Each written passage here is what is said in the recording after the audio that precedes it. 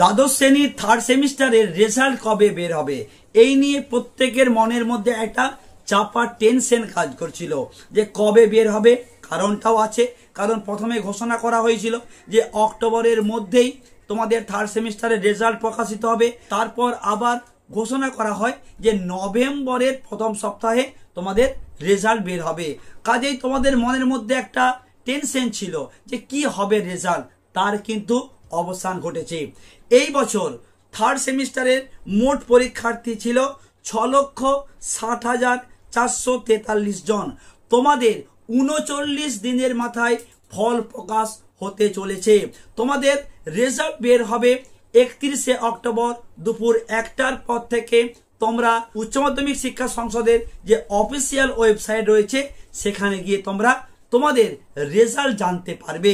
এর পাশাপাশি বলা হয়েছে যে থার্ড সেমিস্টারেও কিন্তু প্রথম 10 জনের মেধা তালিকা প্রকাশ করা হবে, তবে ফাইনাল মেধা তালিকা প্রকাশিত হবে 4 সেমিস্টারের পর। তোমাদের বলবো তোমরা যখন তোমাদের রেজাল্ট দেখবে ওই রেজাল্টের পাশে পিডিএফ আকারে তোমাদের রেজাল্টটা কিন্তু থাকবে। তোমার রেজাল্টটাকে অবশ্যই তুমি ডাউনলোড করে নেবে, কারণ যেহেতু তোমাদের থার্ড সেমিস্টারে হার্ড কপি দেওয়া হবে না, আমি বলবো ওই পিডিএফটাকে ডাউনলোড করে তোমরা একটা অবশ্যই প্রিন্ট আউট করে রাখবে, কারণ এটা রাখা খুব কিন্তু জরুরি বলে আমার মনে হয়েছে।